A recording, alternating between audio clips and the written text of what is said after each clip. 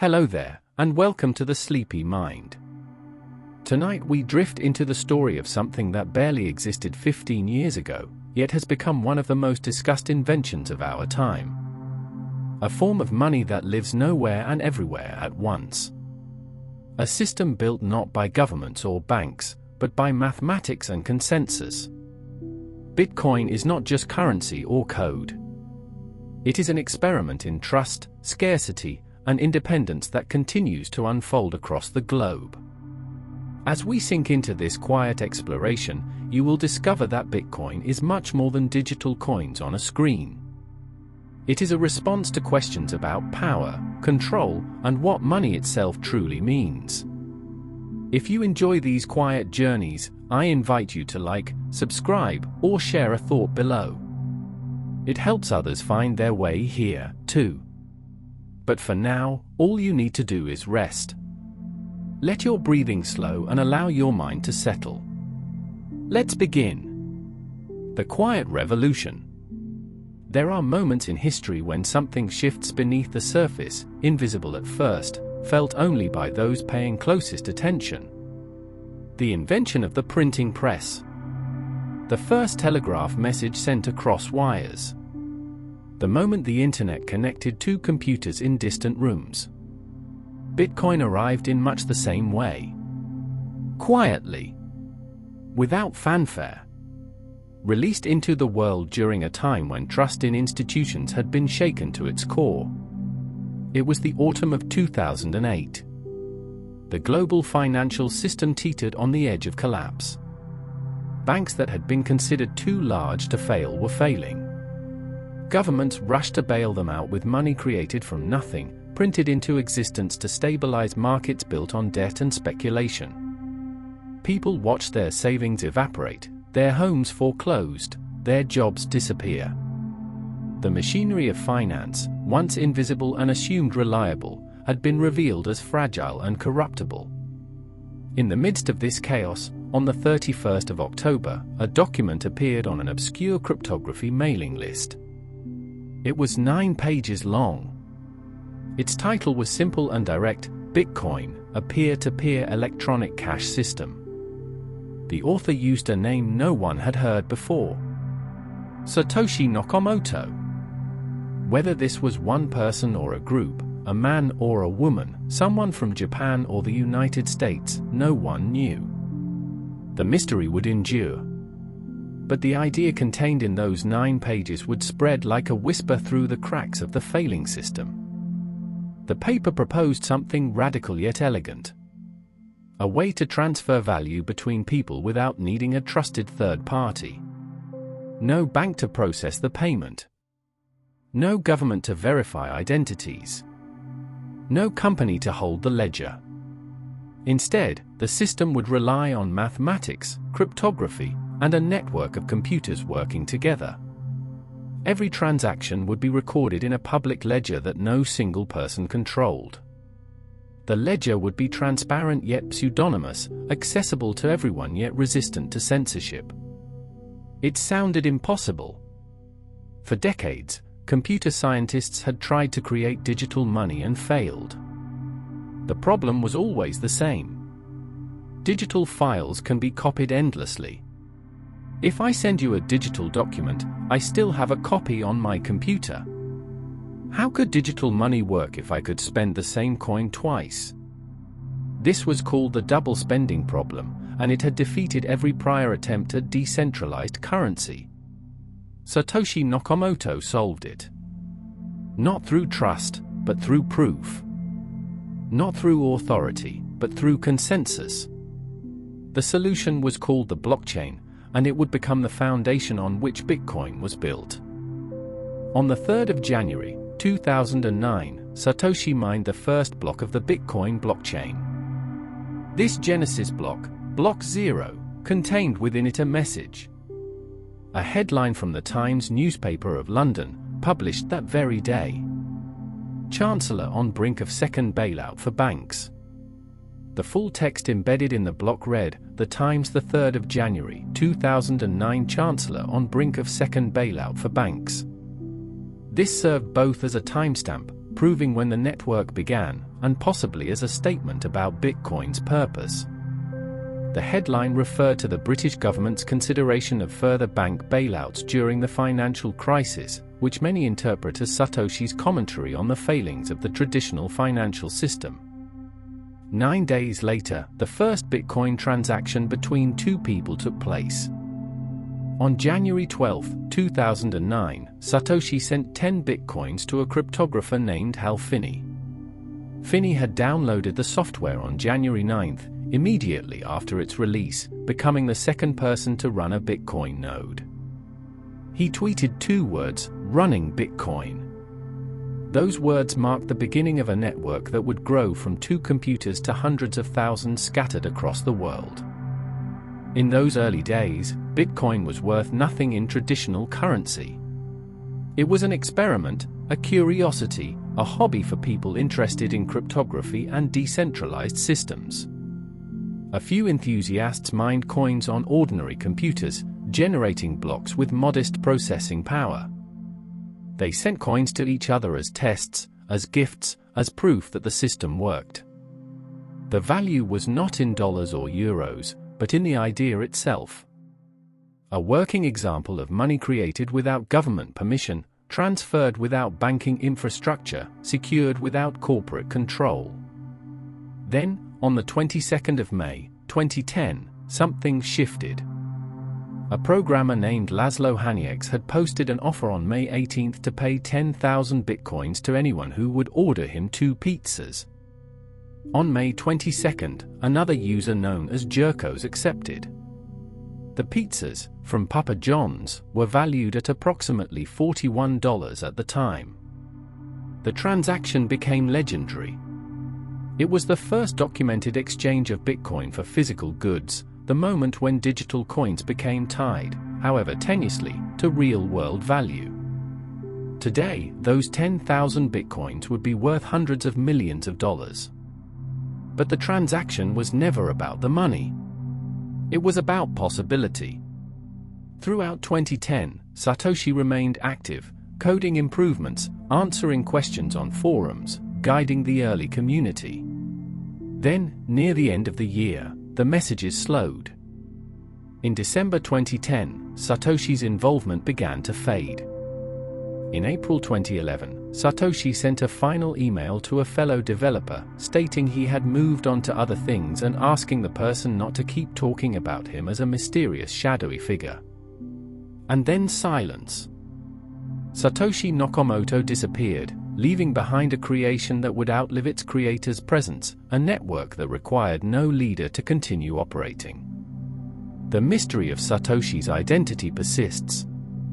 Over the years, journalists and researchers have speculated. They have proposed names, analyzed writing patterns, examined time zones based on when Satoshi posted messages. Some claim to be Satoshi, only to be proven false. Others were accused and denied it. The truth remains unknown. And perhaps that is fitting. Bitcoin was designed to work without trust in any individual. Its creator's anonymity became part of its strength. There is no founder to arrest, no leader to corrupt, no single point of failure. The system stands on its own, maintained by thousands of participants who have never met and may never agree on anything except the rules written into the code. This is where our journey truly begins. Not with a person, but with an idea. Not with a company, but with a protocol. Bitcoin is not owned by anyone, yet it is used by millions. It exists in no single place, yet it operates everywhere that computers connect to the internet. To understand it is to understand something new about how systems can be built, how value can be stored, how trust can be created not through authority, but through transparency. Understanding the foundation, what Bitcoin actually is. If you were to hold a Bitcoin, what would you be holding? This question sounds simple, but the answer reveals the strangeness of what Bitcoin truly is. You cannot hold a Bitcoin the way you hold a coin or a dollar bill. There is no physical object, no metal disc stamped with a government seal, no paper note printed with serial numbers. Bitcoin exists purely as information. Entries in a ledger. Numbers associated with cryptographic addresses. Data verified by mathematical proofs.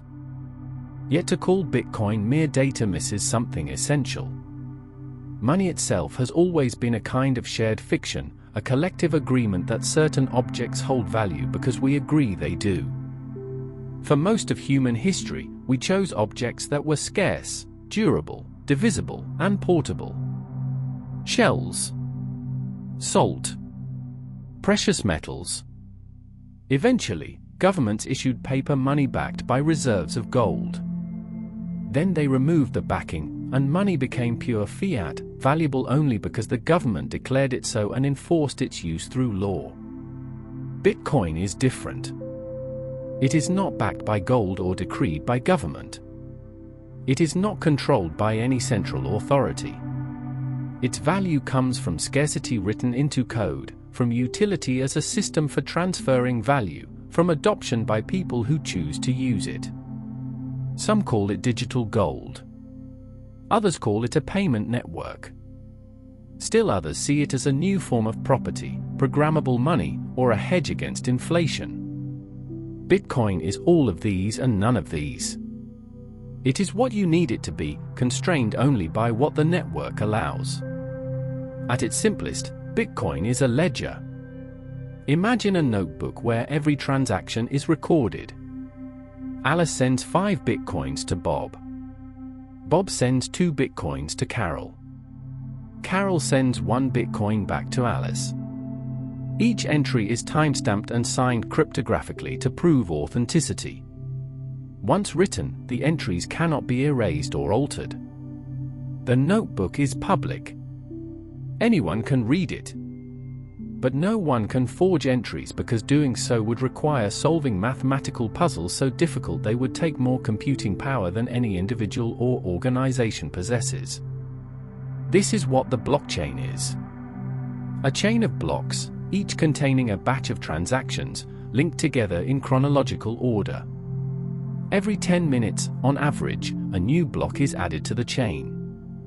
The new block references the block before it, which references the block before that, stretching all the way back to the Genesis block mined by Satoshi in January 2009. The chain has never been broken. It has never been rewritten. It continues, block after block, maintained not by a company or government, but by a distributed network of computers called nodes. These nodes are scattered across the world. Some run in data centers. Others operate on personal computers in bedrooms and basements. Each node maintains a complete copy of the blockchain, updating it whenever a new block is added. If someone tries to cheat, to create fake transactions or spend coins they do not own, the other nodes reject the fraudulent block. The network reaches consensus through mathematics, not through trust. This is what makes Bitcoin decentralized. There is no headquarters, no CEO, no customer service department, no one to call if you forget your password or lose access to your coins. The network simply exists, operating according to rules established in the original software, modified only through consensus among the participants. It is resilient because it has no center to attack, no weak point to exploit. As long as nodes continue running, the network survives. Bitcoin is often described as peer-to-peer. This means transactions happen directly between users, without intermediaries. When you send Bitcoin, you broadcast a message to the network saying that you want to transfer a certain amount from your address to someone else's address. Miners include your transaction in a block, and once that block is confirmed, the transfer is complete. No bank processes it. No payment company takes a fee for facilitating it. The network itself is the intermediary, and the network charges only enough to incentivize miners to include your transaction. This peer-to-peer structure has profound implications. It means Bitcoin cannot be easily censored. No government can freeze your Bitcoin account the way they can freeze a bank account. No company can deny you service. As long as you have access to the internet and control your private keys, you can send and receive Bitcoin. This freedom is empowering for some, troubling for others. It means Bitcoin has been used for legal commerce and illegal trade, for charitable donations and ransomware payments, for saving wealth in unstable countries and evading capital controls in authoritarian ones. Bitcoin is pseudonymous, not anonymous. Your identity is not directly tied to your Bitcoin address. The address is simply a long string of letters and numbers derived from cryptographic keys. No one knows who owns an address just by looking at it. But every transaction involving that address is recorded on the public blockchain. If your identity becomes linked to an address, perhaps through an exchange where you bought Bitcoin using your real name, then all transactions from that address can be traced. Privacy exists but is not absolute. It requires careful practice to maintain. The Bitcoin network does not know your name, your location, or your intentions. It only knows addresses and balances. It verifies that transactions follow the rules, that inputs match outputs, that digital signatures are valid. The network is impartial. It does not care whether you are buying coffee or funding a political campaign. It simply records what happened, preserving the information for anyone to audit. This transparency is one of Bitcoin's strengths. Because the ledger is public, anyone can verify that the system is working as intended. You can download the entire blockchain, trace every transaction from the Genesis block to the present, and confirm that no Bitcoins were created out of thin air, that no double spending occurred, that the rules were followed. This level of auditability is impossible with traditional financial systems, where ledgers are private and trust is required. Yet Bitcoin is also scarce. Unlike fiat currency, which governments can print endlessly, the total supply of Bitcoin is fixed at 21 million coins. This limit is hard-coded into the protocol. It cannot be changed without the agreement of the vast majority of the network, a level of consensus that has never been achieved for such a fundamental change. The scarcity is what gives Bitcoin its monetary properties. If Bitcoin could be created without limit, it would have no more value than any other abundant digital file. Scarcity alone does not create value. Seashells were scarce once, used as money until Europeans arrived with ships full of them. Scarcity must be paired with demand. Bitcoin's value comes from people wanting to use it, whether as a medium of exchange, a store of value, a speculative asset, or a hedge against traditional financial systems. As adoption grows, as more people perceive Bitcoin as useful or valuable, the price tends to rise. As interest wanes, the price falls. The market discovers value through millions of individual decisions, each person weighing whether Bitcoin serves their needs. Bitcoin is often compared to gold. Both are scarce. Both require effort to obtain. Mining gold involves extracting ore from deep underground, processing tons of rock to yield ounces of metal. Mining Bitcoin involves running computers that solve mathematical puzzles, consuming electricity to produce digital coins. Both gold and Bitcoin can be divided into smaller units. An ounce of gold can be melted and split. A Bitcoin can be divided into 100 million smaller units called satoshis, named after the creator. But Bitcoin has properties gold lacks. It is perfectly portable. $1 billion worth of Bitcoin can be carried in your mind, stored as a sequence of 12 or 24 words that regenerate your private keys. Try carrying $1 billion worth of gold across a border. Bitcoin is perfectly divisible. A satoshi is worth a tiny fraction of a cent, allowing for microtransactions impossible with physical currency. Bitcoin can be sent across the world in minutes, confirmed by the network without needing to trust couriers or banks. Gold has properties Bitcoin lacks. It is tangible, beautiful, used in jewelry and electronics.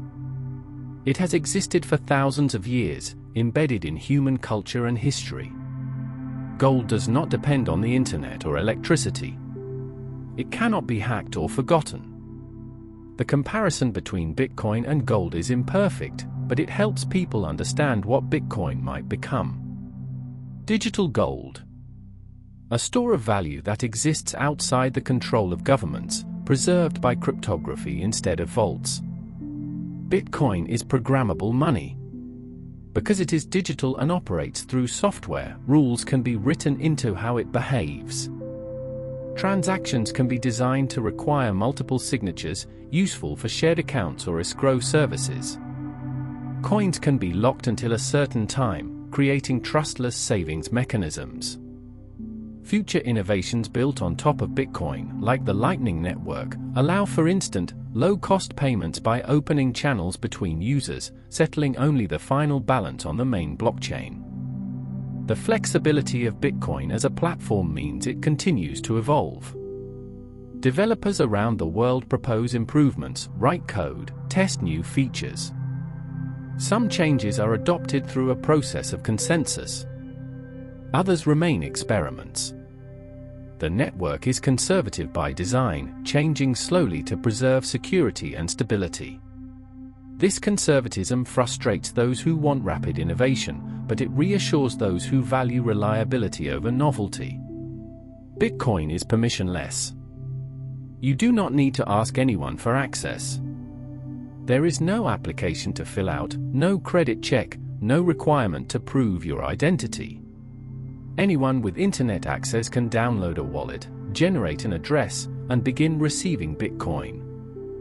This openness has allowed Bitcoin to spread to every country, used by people in wealthy nations and developing ones, by tech enthusiasts and those fleeing economic collapse.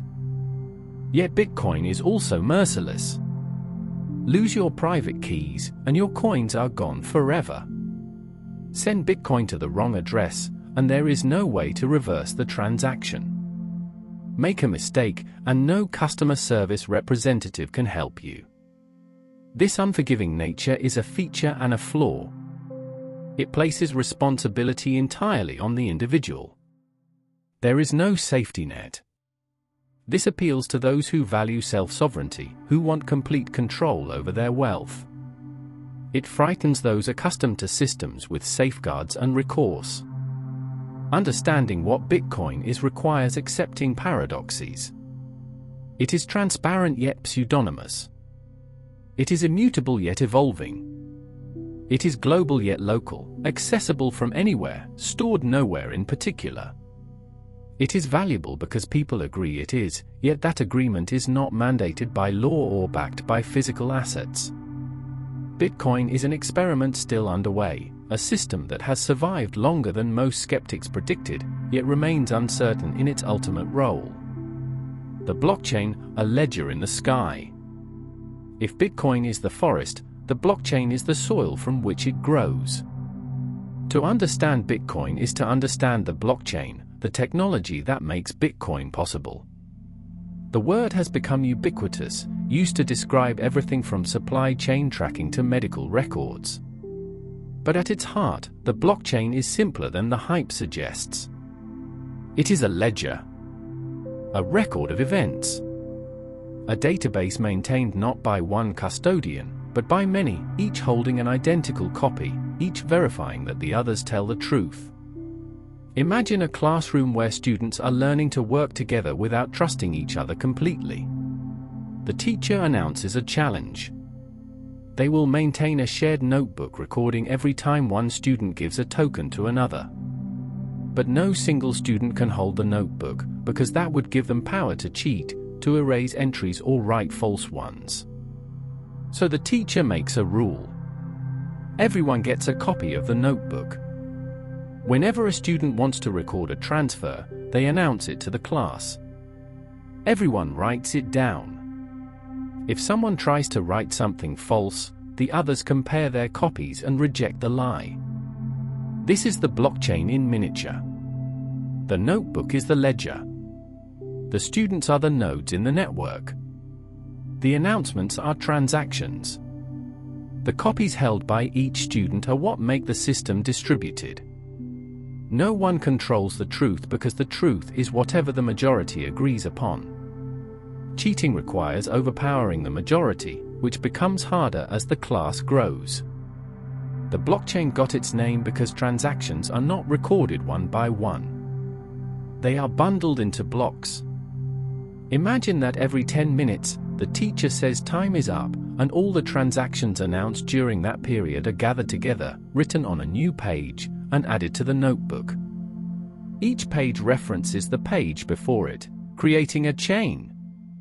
If someone tries to change an old page, they would have to change every page that came after it, a task that becomes exponentially harder as the notebook grows. In Bitcoin, each block contains a list of transactions. Alice sent Bob 3 bitcoins. Carol sent David half a bitcoin. Thousands of transactions, bundled together. At the top of each block is a header containing metadata. A timestamp. A reference to the previous block, created by running the previous block's data through a cryptographic function called a hash. And a special number called a nonce, which we will explore soon. Hashing is a mathematical process that takes any input and produces a fixed-length output. You can hash a single letter or an entire book, and the result will always be the same length. Change even one character in the input, and the output changes completely. Hashes are one-way functions. You can easily compute a hash from data, but you cannot reverse the process to recover the data from the hash. This makes hashes perfect for linking blocks together. Each block's header includes the hash of the previous block. This creates a chain. Block 1 contains the hash of the Genesis block. Block 2 contains the hash of block 1. Block 3 contains the hash of block 2. And so on, stretching forward through time. If someone tries to alter a transaction in an old block, the block's hash changes. But the next block references the old hash, so it no longer matches.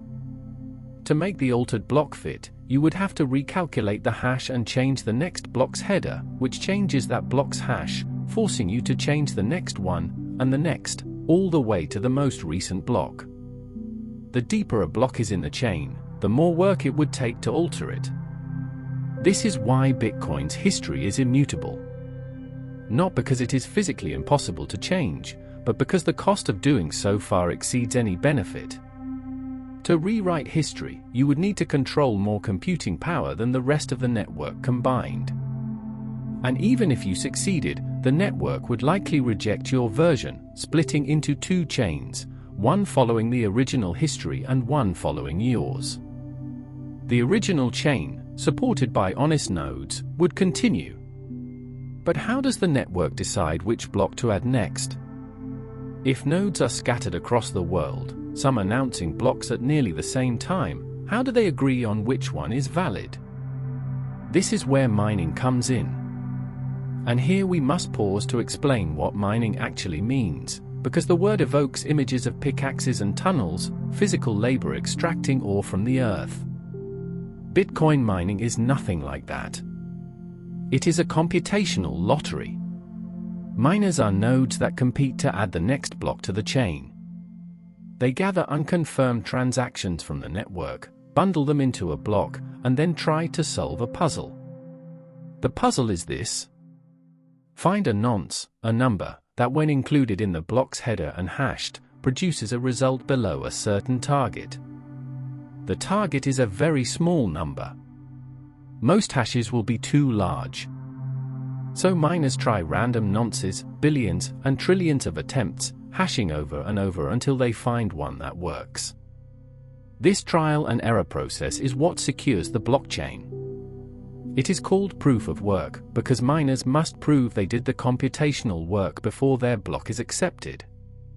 The difficulty of the puzzle adjusts automatically every 2 weeks, ensuring that on average, a new block is found every 10 minutes, regardless of how much computing power is added to the network. If miners become more powerful, the difficulty increases. If miners leave, it decreases. When a miner finds a valid nonce, they broadcast their block to the network. Other nodes verify that the transactions are legitimate, that the nonce produces a hash below the target, that the block follows the rules. If everything checks out, the nodes add the block to their copy of the blockchain. The miner who found the block is rewarded with newly created bitcoins, the block reward, and any transaction fees from the included transactions. This reward is how new bitcoins enter circulation. It is also the incentive that keeps miners working, consuming electricity and hardware to secure the network. Proof of work makes attacking the blockchain expensive.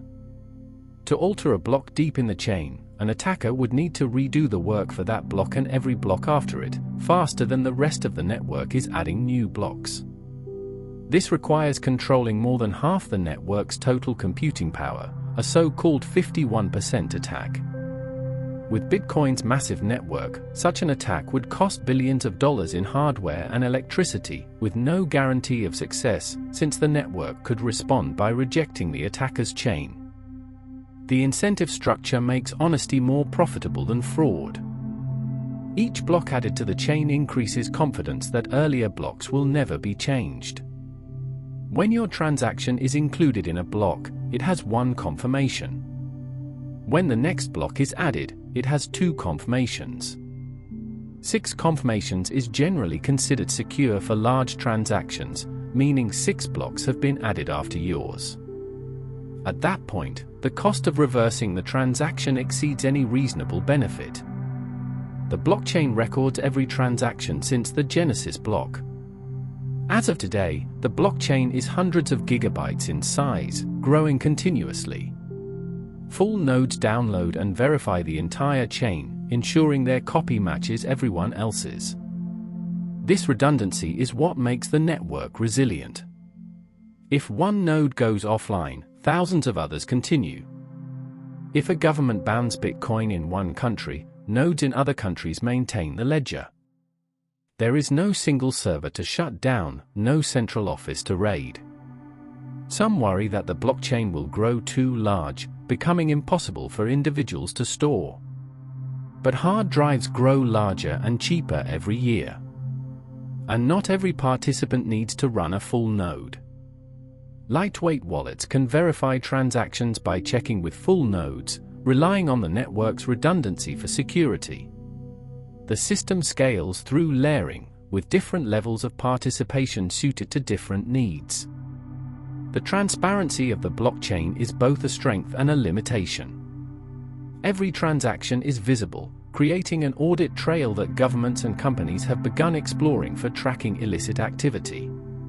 But transparency does not mean surveillance. Addresses are pseudonymous. Unless you know who owns an address, the transactions reveal patterns but not identities. Techniques like mixing services and privacy-focused wallets can obscure links between addresses, though these too leave traces. The blockchain is not just a record of transactions. It is a consensus mechanism, a way for strangers to agree on the state of a shared system without needing to trust each other. This innovation extends beyond currency. Companies have explored using blockchains for supply chain tracking, where each step in a product's journey is recorded immutably. Governments have tested blockchains for voting systems, property records, and identity verification.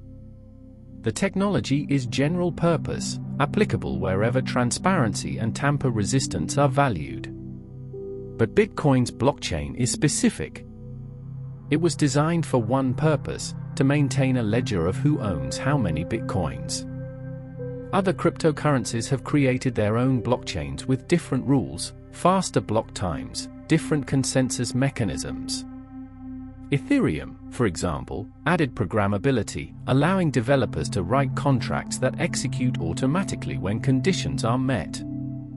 Bitcoin remains focused on its original purpose, conservative in its design, prioritizing security and decentralization over features. The blockchain is not magic. It is a data structure, a clever arrangement of cryptographic tools and economic incentives. Its power comes from how it aligns the interests of participants. Miners are paid to secure the network. Users are incentivized to run nodes to verify transactions. Developers improve the software because they hold Bitcoin and want it to succeed. The system sustains itself through mutual benefit, not through commands from authority. Understanding the blockchain means understanding why Bitcoin can exist without a central party. The ledger is the system. The system is the network. And the network is everyone who chooses to participate. It is an organism without a brain, intelligence emerging from the simple rules followed by each part. This decentralized design is what makes Bitcoin resistant to control, and also what makes it slow to change. There is no steering committee to pivot the protocol.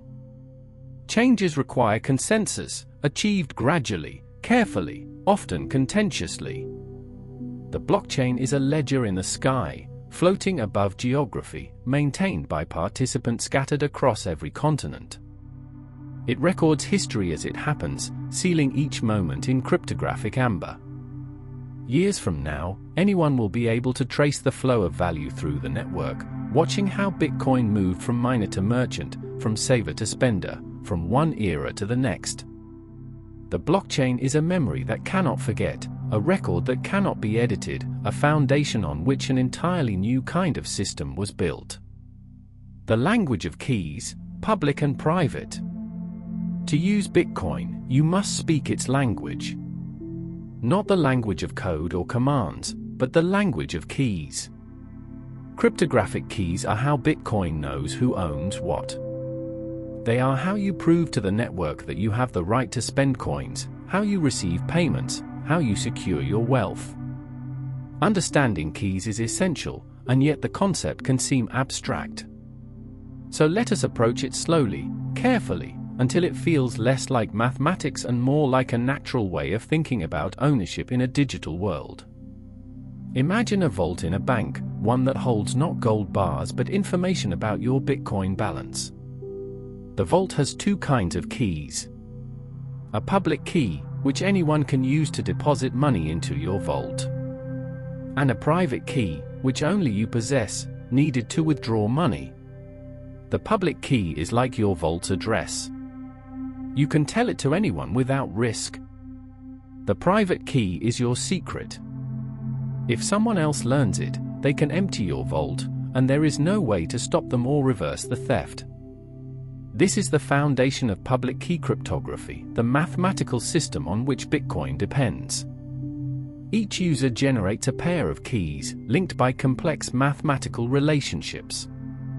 The public key is derived from the private key through a one-way function, easy to compute in one direction, practically impossible to reverse. You can always generate the public key from the private key, but you cannot find the private key if all you have is the public key. This asymmetry is what makes the system secure. Your private key is a number. A very large number, so large that it is essentially impossible for anyone to guess it. In technical terms, it is a 256-bit number, meaning it has 256 binary digits, ones and zeros. The total number of possible private keys is 2 to the power of 256, a number with 77 digits. For perspective, there are estimated to be around 10 to the power of 80 atoms in the observable universe. The space of possible private keys is nearly as vast as the number of atoms in reality. Choosing a private key randomly means no one else will ever generate the same one. Most people never see their private key as a number. Wallets translate it into more human-friendly forms. Sometimes it is displayed as a long string of letters and numbers, 64 characters in hexadecimal format. Other times, it is represented as a seed phrase, a sequence of 12 or 24 words chosen from a standardized list of 48 words. The seed phrase is easier to write down, to back up, to remember. From those words, the wallet can regenerate your private key, and from the private key, derive your public keys and addresses. A single private key can generate multiple public keys, and from those, multiple Bitcoin addresses. Modern wallets use something called hierarchical deterministic key generation. From a single seed, the wallet creates a tree of keys, each branch used for a different purpose. This allows you to have many addresses, improving privacy by not reusing the same address for every transaction. When someone looks at the blockchain, they see separate addresses, not realizing they all belong to the same person. Your Bitcoin address is a shortened, encoded version of your public key. It typically starts with a specific character, like the number 1, or the number 3, or the letters BC1. The address is what you give to someone who wants to send you Bitcoin. They include your address in a transaction, and the network records that those coins now belong to whoever controls the private key associated with that address.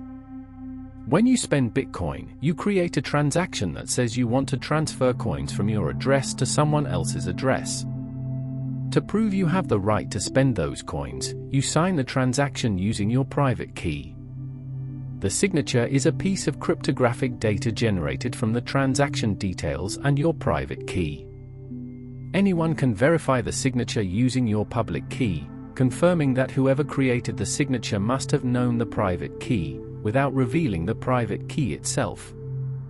This process is how Bitcoin achieves security without identity. The network does not know your name. It does not care who you are. It only verifies that the signature is valid, that the private key holder authorized the transaction. If the signature is correct, the transaction is accepted. If not, it is rejected. The system is mechanical, impartial, indifferent to everything except mathematical proof. The power of private keys is absolute. Lose your private key, and you lose your Bitcoin forever. There is no password reset, no recovery service, no authority to appeal to. The network will continue recording that the coins belong to your address, but without the private key, they are inaccessible. Thousands of Bitcoins are estimated to be lost this way, sitting in addresses whose owners forgot their seed phrases, threw away hard drives, died without passing on their keys. These coins remain on the blockchain, visible but untouchable, reducing the effective supply. Stories of lost Bitcoin are common and tragic. A man in Wales who discarded a hard drive containing keys to thousands of Bitcoins, now worth hundreds of millions, buried in a landfill. Individuals who wrote down seed phrases incorrectly, only to discover the error when they tried to recover their wallets. Investors who stored keys on devices that failed, never having made backups. The unforgiving nature of Bitcoin punishes carelessness, rewarding only diligence and caution. Protecting your private keys is the single most important responsibility of using Bitcoin. If you keep them on a computer connected to the internet, they are vulnerable to hackers. Malware can steal them. Phishing scams can trick you into revealing them. For this reason, serious holders use hardware wallets, small devices that store keys offline, signing transactions without exposing the keys to potentially compromised computers. The device connects briefly, signs the transaction, then disconnects. Even if your computer is infected, the keys never leave the hardware wallet. Some people take security further, creating what are called cold storage solutions. They generate keys on a computer never connected to the internet, write down the seed phrase, and store it in a safe or bank deposit box. The keys exist only on paper, immune to hackers but vulnerable to fire, flood, or simple misplacement. The trade-off between security and convenience is constant. Make your Bitcoin too difficult to access, and you risk locking yourself out. Make it too convenient, and you risk theft. Multi-signature wallets offer another approach. These wallets require multiple private keys to authorize a transaction. For example, a wallet might require 2 out of 3 keys to spend funds. This protects against the loss of a single key and against a single person having complete control. Companies use multisig for corporate treasuries. Families use it to ensure that Bitcoin can be recovered if one member loses their key. The blockchain enforces these rules automatically, checking that the required signatures are present before accepting the transaction. The elegance of the key system is that ownership is absolute and portable. Your Bitcoin is not stored in an account somewhere. It exists as entries on the blockchain associating an amount with an address. Whoever holds the private key for that address controls those coins, regardless of nationality, identity, or physical location. You can memorize your seed phrase and cross borders carrying nothing but knowledge. You can split your seed phrase, giving parts to different people, reconstructing it only when needed. You can encrypt it, hide it, etch it into metal to survive disasters. But the system's elegance is also its danger. There is no customer service for Bitcoin. No one to call when you make a mistake. The network does not distinguish between you and a thief who steals your keys. Both can sign transactions. Both can move your coins. The blockchain records what happened, not why or whether it was authorized by the legitimate owner. This neutrality is what makes Bitcoin censorship resistant, and also what makes security the user's burden alone. Education about key management has improved over the years. Early adopters learned through painful losses. Wallets have become more user-friendly, with clearer warnings and better backup systems. But the fundamental truth remains. Your keys, your coins. Not your keys, not your coins. This phrase has become a mantra in the Bitcoin community. It reminds users that keeping Bitcoin on an exchange, where the company controls the keys, means trusting that company. And trust defeats the purpose of a trustless system. Exchange hacks have proven this lesson repeatedly. Mt. Gox, once the largest Bitcoin exchange, collapsed in 2014 after losing hundreds of thousands of Bitcoins to hackers. Users who kept coins on the exchange lost everything. Similar hacks have occurred regularly, each time teaching the same lesson. Unless you control the private keys, you do not truly own the Bitcoin. You own a promise from a company, a promise that can be broken by incompetence, malice, or legal action. For people new to Bitcoin, this responsibility can feel overwhelming. The learning curve is steep. The consequences of mistakes are severe. But those who take the time to understand key management gain something rare in the modern world: true financial sovereignty. No one can freeze your Bitcoin. No one can seize it without your cooperation or extreme technical sophistication. No one can devalue it by printing more, the way governments devalue currency. You become your own bank, with all the freedom and responsibility that entails. The language of keys is the language of ownership in a digital age. It strips away the intermediaries, the institutions, the bureaucracy, leaving only mathematics and choice. The private key is not just a password. It is proof of ownership recognized by a global network. The public key is not just an account number. It is a cryptographic identity that exists independent of any company or government. Together, they form a system of property that requires no permission to use and no authority to validate. This is the foundation on which Bitcoin's promise of financial freedom rests. Mining, creating value through work. There is a word used throughout Bitcoin discussions that carries the weight of history: mining. For thousands of years, mining meant descending into the earth, extracting valuable resources from rock and soil. Gold mining, coal mining, iron ore mining. The work was physical, dangerous, exhausting. Miners risked collapse and explosion for the chance to pull wealth from darkness into light. Bitcoin mining sounds similar, but the resemblance ends at the metaphor. There are no tunnels, no ore, no danger to life and limb.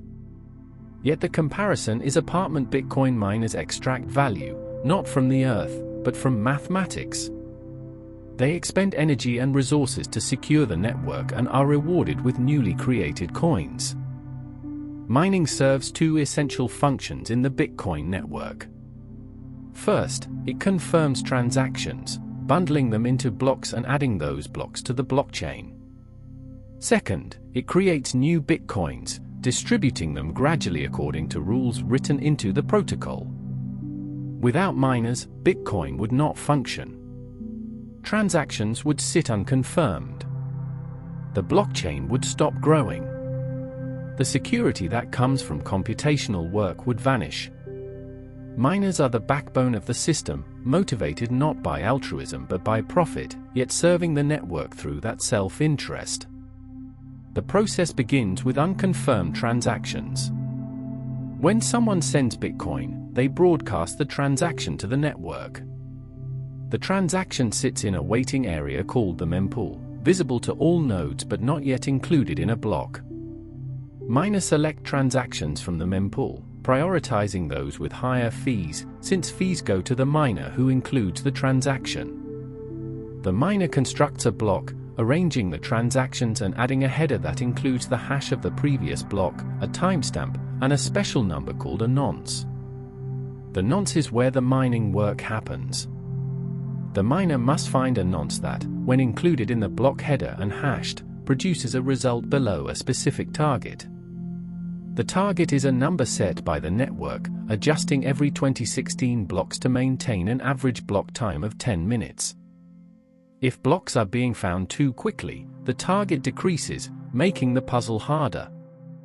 If blocks are being found too slowly, the target increases, making it easier. This self-adjusting difficulty is what keeps Bitcoin's issuance schedule predictable despite fluctuations in mining power. Finding the correct nonce is a process of brute force. The miner tries one nonce, hashes the block header, checks if the result is below the target. If not, they try another nonce. Then another. Then another. Modern mining hardware can perform trillions of these attempts per second, trying nonces at speeds inconceivable to human intuition. Yet even at that speed, on average, the entire network takes 10 minutes to find a valid nonce. The difficulty is calibrated to the collective power of all miners, ensuring the lottery proceeds at a steady pace. When a miner finally finds a valid nonce, they broadcast the block to the network. Other nodes verify that the transactions are valid, that the nonce produces a hash below the target, that the block follows all the rules. If the block is accepted, the miner receives the block reward, currently 3.125 bitcoins, plus any transaction fees from included transactions. This reward is the miner's compensation for the electricity consumed, the hardware purchased, the time spent securing the network. The block reward is how new bitcoins enter circulation. In the beginning, the reward was 50 bitcoins per block. Every 210,000 blocks, approximately every 4 years, the reward halves. From 50 to 25. From 25 to 12.5. From 12.5 to 6.25. Then to 3.125. This halving continues until the reward becomes negligibly small, eventually reaching zero around the year 2140. At that point, all 21 million bitcoins will have been mined, and miners will be compensated solely through transaction fees. The halving events are significant moments in Bitcoin's history. They reduce the rate at which new coins are created, increasing scarcity. Historically, Bitcoin's price has tended to rise in the months and years following a halving, though past performance does not guarantee future results. The halving creates a deflationary supply schedule, the opposite of fiat currencies, which tend to increase in supply over time, causing inflation. Mining has evolved dramatically since Bitcoin's early days. Initially, anyone with a personal computer could mine Bitcoins. The difficulty was low. The network was small. Satoshi and the early adopters mined blocks on ordinary CPUs, accumulating thousands of coins. As Bitcoin gained attention, miners discovered that graphics cards, designed for rendering video games, were much more efficient at calculating hashes. GPU mining became the standard, and mining began concentrating in the hands of those with powerful computers. Then came specialized hardware. Application-specific integrated circuits, or ASICs, designed for one purpose only, calculating Bitcoin hashes. ASICs are orders of magnitude more efficient than GPUs, consuming less power while performing more calculations. The arms race accelerated. Casual mining on personal computers became unprofitable. Industrial operations emerged, warehouses filled with thousands of ASIC miners, cooled by industrial fans, consuming megawatts of power. Mining transformed from a hobbyist activity into a professional industry. This industrialization raised concerns. As mining became concentrated, the risk of centralization increased. If a small number of entities controlled most of the mining power, they could potentially collude to attack the network. The fear of a 51% attack, where miners controlling more than half the network rewrite the blockchain, became more plausible. In practice, such attacks have not occurred on Bitcoin. The incentives work against it. Miners who own expensive hardware and invest in Bitcoin's success have more to lose from destroying confidence in the network than they have to gain from short-term manipulation. Geographic concentration became another issue. For years, most Bitcoin mining occurred in China, where electricity was cheap and hardware manufacturing was local. Estimates suggested that more than half of Bitcoin's total hash power was in China. Then, in 2021, the Chinese government banned Bitcoin mining. Miners shut down or relocated, causing a dramatic drop in the network's hash rate. Yet the network adapted. Difficulty adjusted downward, making it easier to find blocks until mining power recovered.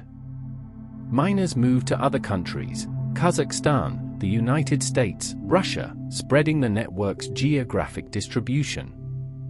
The system proved resilient, surviving a shock that might have crippled a more centralized network. Energy consumption is one of the most contentious aspects of Bitcoin mining. The network consumes a significant amount of electricity, comparable to the energy use of entire countries. Critics argue this is wasteful, especially given concerns about climate change. Proponents counter that energy use is not inherently wasteful if it provides value, and that much mining uses renewable energy or otherwise wasted energy, like natural gas flared at oil wells. The debate is complex. Bitcoin mining incentivizes finding the cheapest electricity, which often means renewable sources like hydroelectric, wind, or solar, especially in regions with excess capacity. Some mining operations locate near dams, using surplus power that would otherwise be lost. Others capture methane from landfills, converting a greenhouse gas into electricity that secures the network. Mining can stabilize power grids by providing flexible demand, ramping up when supply is abundant and shutting down during shortages. Yet not all mining is green. Some operations use coal or natural gas from non-renewable sources. The environmental impact varies widely depending on location and energy mix. As the world transitions to renewable energy, Bitcoin mining will transition with it, following the cheapest sources. The question is whether the value provided by Bitcoin, financial sovereignty, censorship resistance, a hedge against inflation, justifies the energy cost. Reasonable people disagree. Some propose alternatives to proof of work, consensus mechanisms that do not require massive computation. Proof of stake, used by some other cryptocurrencies, secures the network by having validators lock up coins rather than expend energy. Ethereum transitioned to proof of stake, reducing its energy consumption dramatically. Bitcoin, however, remains committed to proof of work. The community values the security provided by computational expenditure, the physical grounding that makes attacking the network expensive not just in token staked, but in hardware and electricity that must be procured in the real world. Mining creates a connection between the digital and physical. Bitcoin is sometimes called virtual, but mining is not virtual. It requires real machines, real power plants, real cooling systems. This physical anchor is what prevents certain attacks. You cannot create mining power out of thin air. You must build or buy hardware, secure electricity, find a location with cooling and connectivity. These requirements limit who can mine at scale and make the network resistant to control by any single nation or organization. For most users, mining is invisible. They send transactions and wait for confirmations, unaware of the global competition to include their transaction in the next block. But mining is the engine that drives Bitcoin, the proof of work that secures every transaction, the process that distributes new coins fairly according to computational contribution. It is a strange and beautiful system, wasteful by some measures, brilliant by others, sustained by the self-interest of participants who have never met and may never agree on anything except the protocol they follow. Mining will continue as long as Bitcoin exists. Even after the last coin is mined, transaction fees will sustain miners, incentivizing them to keep securing the network. The system is designed to endure, adjusting to changes in participation, geography, and technology. What began with Satoshi mining on a laptop has grown into a global industry, a testament to how economic incentives can coordinate action at scale without central control. The mathematics of scarcity. Scarcity is the foundation of value. Abundant things are cheap or free. Air, sunlight, sand. Rare things command attention and price. Gold, diamonds, time.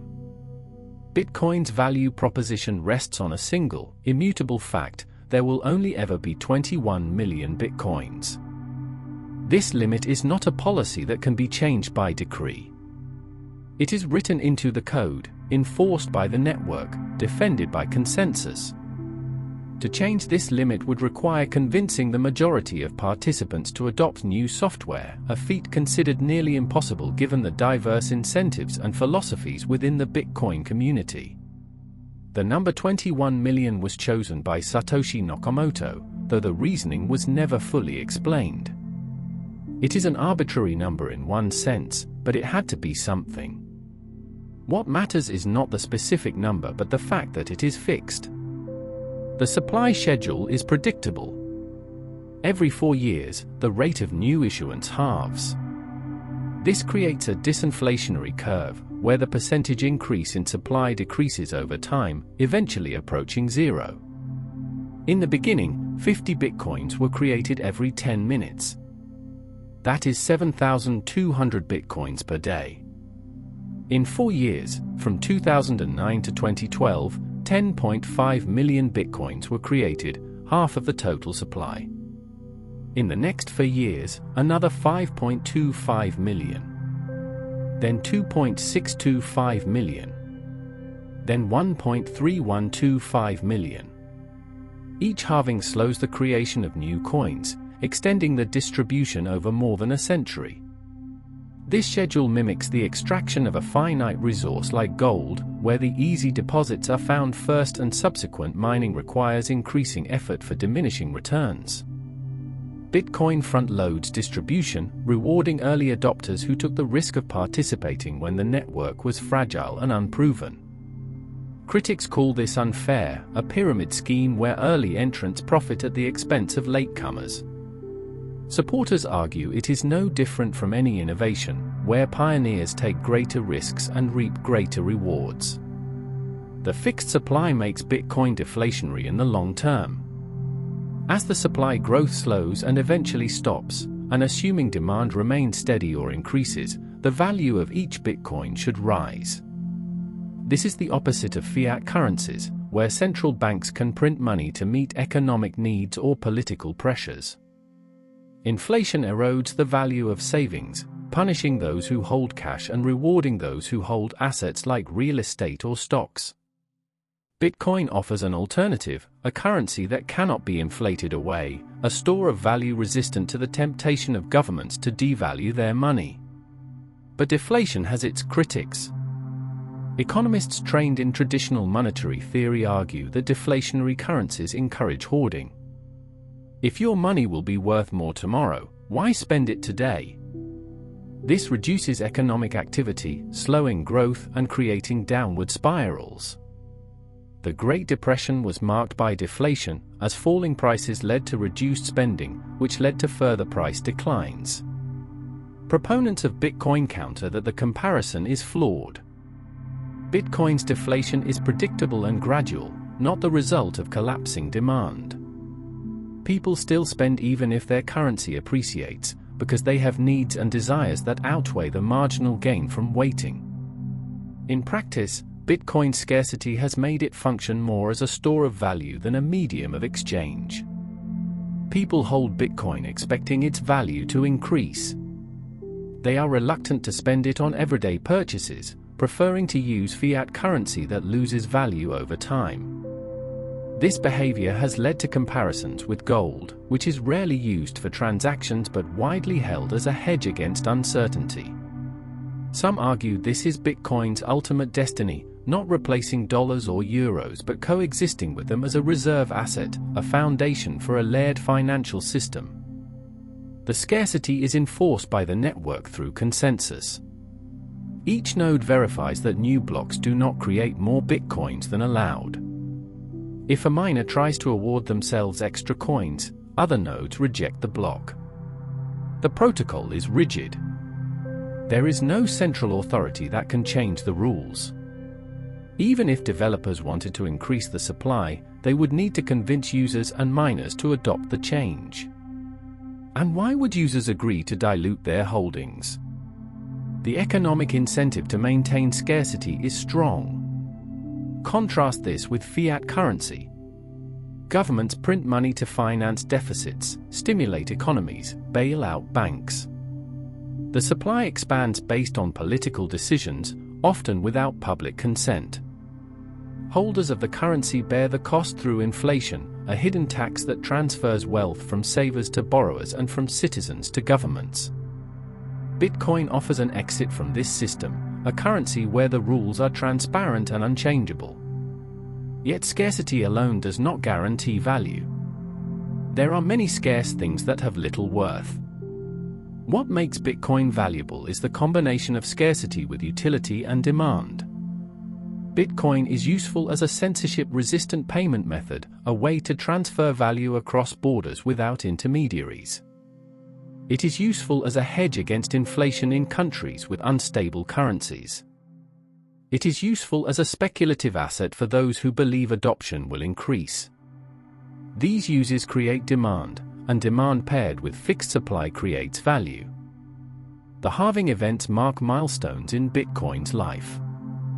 They are celebrated by the community, anticipated by investors, analyzed by economists. Each halving reduces the flow of new supply, a shock to the system that takes time to absorb. Historically, prices have risen after halvings, though the effect diminishes with each cycle as Bitcoin matures and markets become more efficient.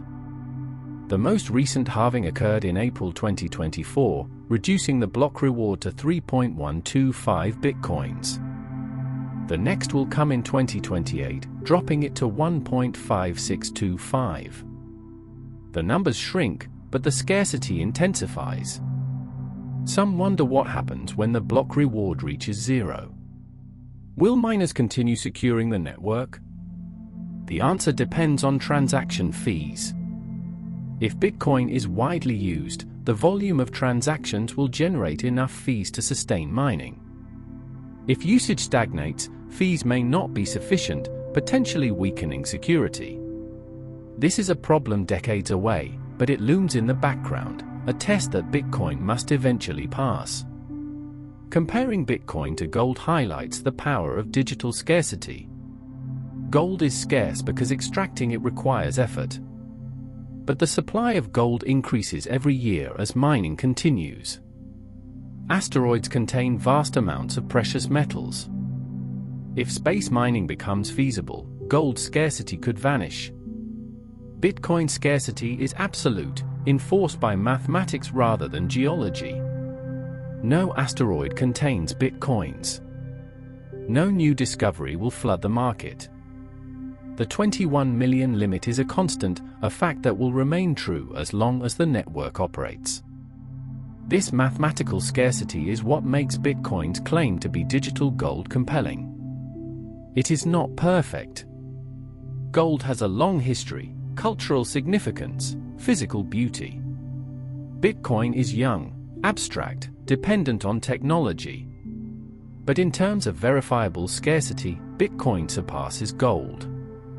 You can audit the supply yourself by running a node and counting the coins. Try auditing the world's gold reserves, held in vaults you cannot access, counted by authorities you must trust.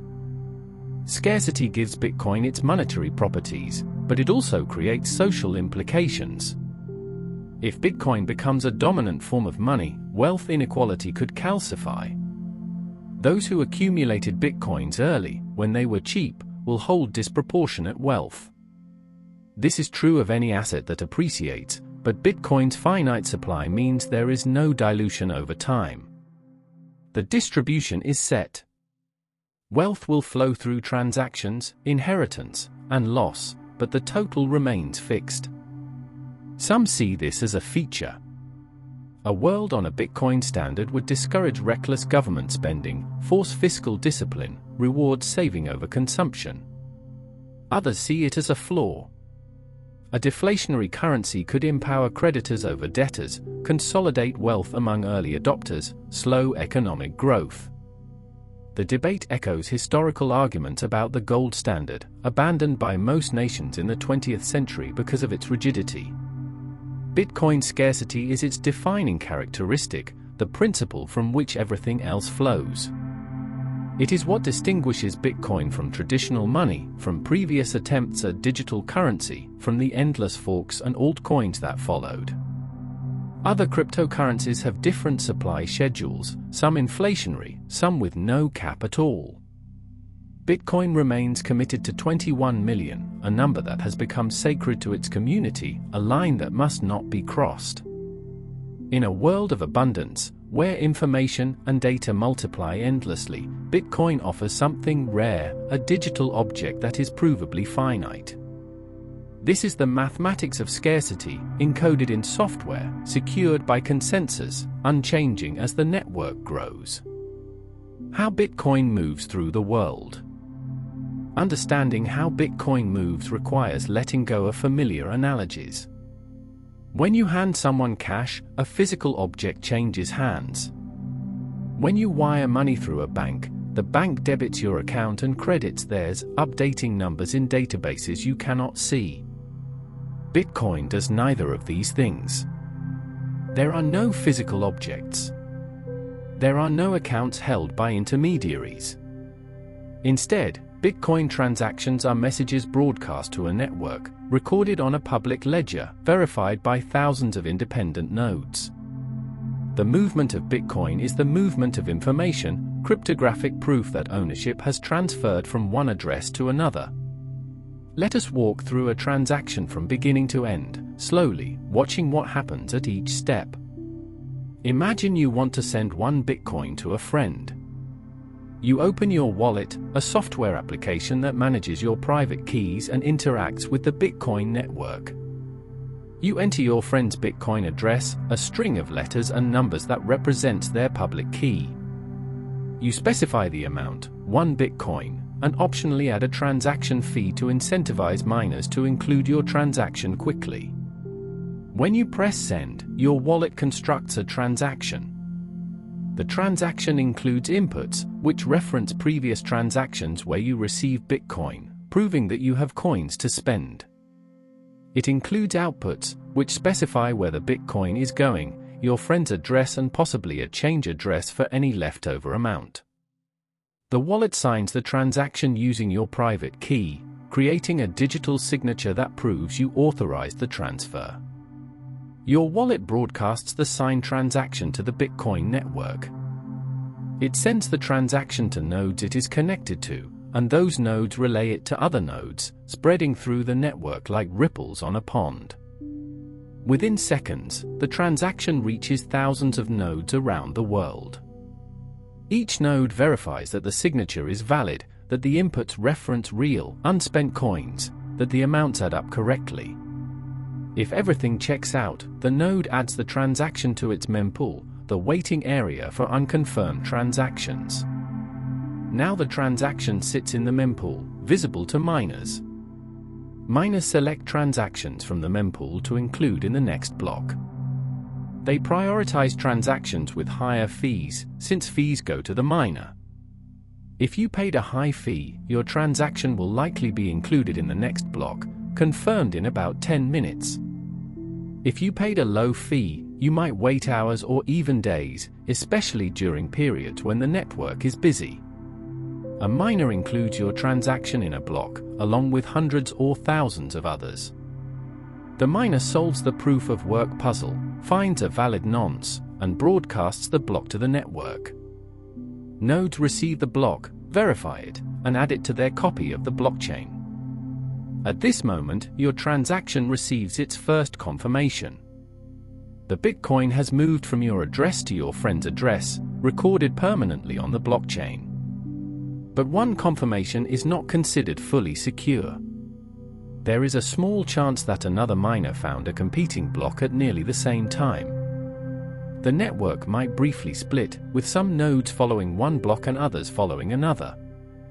Usually, the next block resolves the split, as one chain grows longer and nodes converge on the longest chain. To be safe, most recipients wait for 6 confirmations, meaning 6 blocks have been added after the one containing your transaction. At 6 confirmations, the probability of reversal is astronomically low. The transaction is final. Your friend checks their wallet and sees the Bitcoin has arrived. They did not need to do anything to receive it. The transaction was initiated entirely by you. Their wallet simply watched the blockchain for transactions sent to their addresses, updating the balance automatically. This push system is different from traditional payments, where the recipient must request or provide authorization. With Bitcoin, if you know someone's address, you can send them Bitcoin without their permission. Transaction fees are an important part of this process. Fees compensate miners for including your transaction. During times when the mempool is full, fees rise, as users compete to get their transactions confirmed quickly. During quiet periods, fees fall. The fee market is dynamic, driven by supply and demand. Wallets often estimate appropriate fees based on current network conditions, but users can override these estimates, paying more for speed or less if they are willing to wait.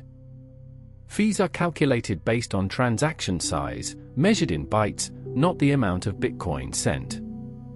A transaction sending 0.001 Bitcoin might have the same fee as one sending 1,000 Bitcoin, because what matters is the data size, not the value. This can be counterintuitive for people used to percentage-based fees charged by payment processors. The decoupling of fees from transaction value is one reason Bitcoin can be efficient for large transfers. Sending $1 billion worth of Bitcoin across the world costs only a few dollars in fees, far less than traditional wire transfers. Transaction speed is often cited as a limitation of Bitcoin. 10-minute block times mean payments are slower than credit cards, which authorize instantly. But instant authorization on credit cards is not the same as finality. Chargebacks can reverse transactions days or weeks later. Bitcoin's finality, once confirmed, is absolute. There is no chargeback mechanism. This is a feature for merchants who bear the risk of fraud with traditional payment methods, but a drawback for consumers accustomed to buyer protection. Solutions are being built to address speed. The Lightning Network, a layer built on top of Bitcoin, allows instant, low-cost payments by opening channels between users.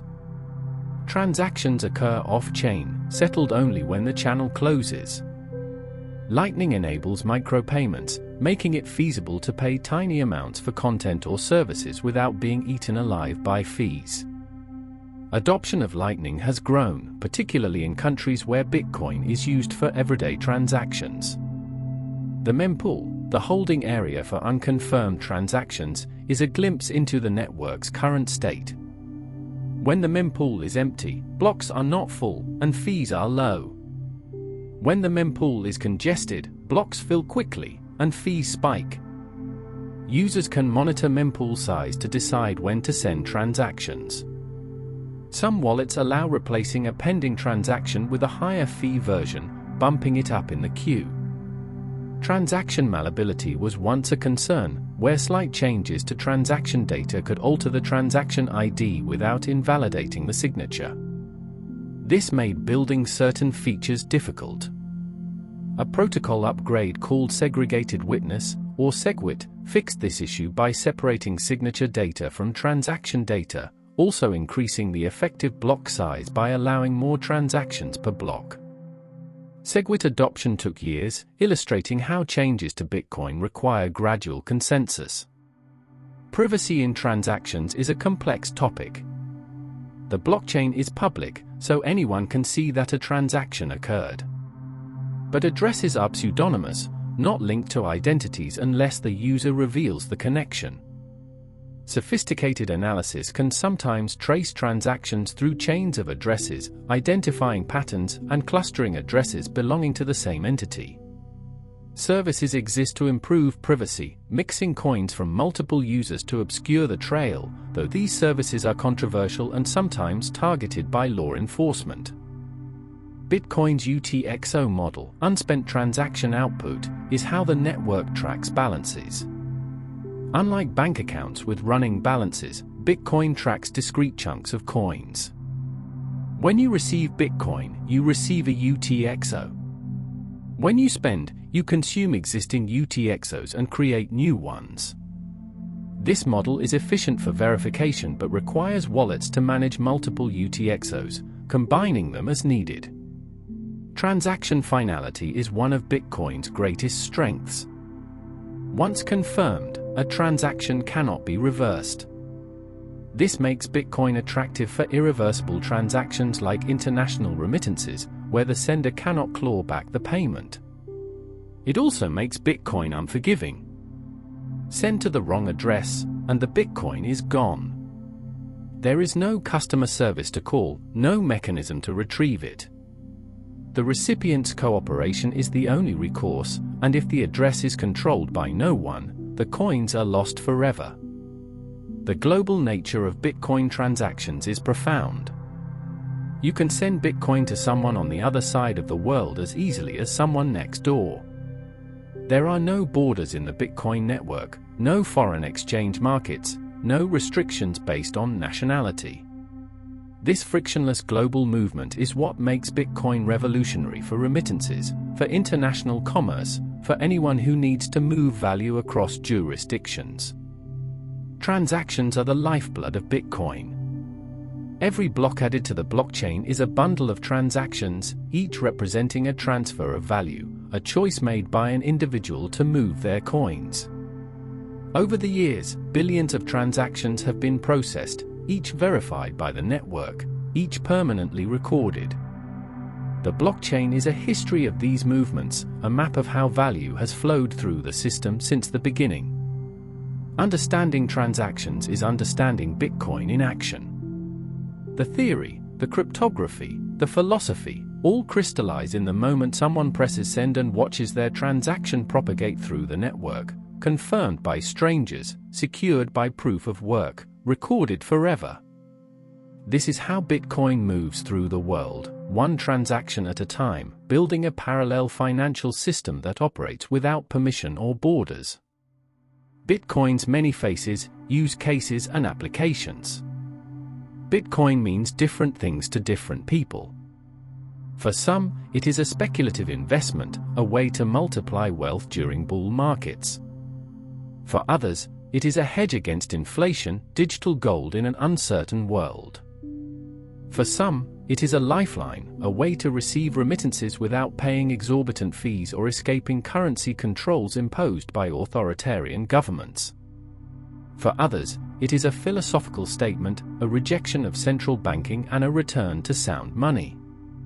Bitcoin is all these things and more, its many faces reflecting the diverse needs and beliefs of its users. As a store of value, Bitcoin functions similarly to gold. People buy it not to spend but to hold, preserving wealth over time. This use case has gained traction as inflation concerns have grown, particularly following the aggressive monetary expansion by central banks during the pandemic. When governments print trillions of dollars, when savings accounts offer interest rates below inflation, when debt levels reach unsustainable heights, people look for alternatives. Bitcoin offers a refuge, a place to store wealth that cannot be inflated by government decree. Institutional adoption has accelerated this narrative. Large companies have added Bitcoin to their balance sheets. Investment funds offer Bitcoin exposure to traditional investors. Nations have experimented with Bitcoin reserves. El Salvador made Bitcoin legal tender in September 2021. The first country to do so, a bold experiment watched closely by others. The initiative faced significant challenges and opposition from both citizens and international institutions. In January 2025, under pressure from the International Monetary Fund as a condition for a $1.4 billion loan, El Salvador amended its laws to remove Bitcoin status as legal tender, though the country continues to hold Bitcoin reserves. This development shows both the ambition and the practical difficulties of adopting cryptocurrency at a national level. The store of value narrative emphasizes Bitcoin's scarcity and censorship resistance. Governments can freeze bank accounts, seize gold, impose capital controls. Bitcoin, held in a wallet controlled by private keys, is much harder to confiscate. This appeals to anyone concerned about government overreach, financial privacy, or economic instability. It also appeals to those simply seeking diversification, a non-correlated asset that behaves differently from stocks and bonds. As a medium of exchange, Bitcoin faces more challenges. Volatility makes pricing difficult. A coffee that costs 0.0001 Bitcoin today might cost twice that tomorrow if the price drops. Merchants who accept Bitcoin often convert it immediately to fiat, using payment processors that handle the conversion, eliminating their exposure to volatility. This reduces Bitcoin's role to a payment rail rather than a true currency. The Lightning Network aims to solve this, enabling fast, cheap transactions that make Bitcoin practical for everyday purchases. In countries with unstable currencies, Bitcoin adoption as a medium of exchange is higher. Venezuela, Argentina, Lebanon, places where inflation destroys savings and capital controls limit access to dollars, Bitcoin offers an alternative. People earn in local currency, convert to Bitcoin, and spend or save as needed. The peer-to-peer nature of Bitcoin allows this without requiring banks or government approval. For these users, Bitcoin is not a speculative play.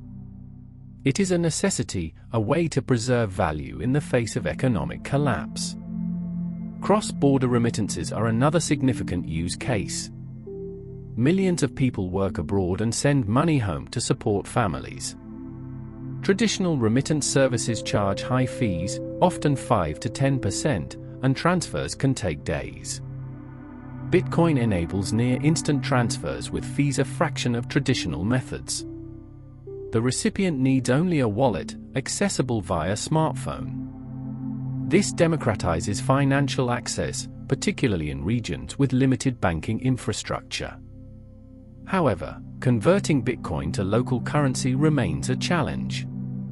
Recipients often must use peer-to-peer exchanges or Bitcoin ATMs, which add steps and costs.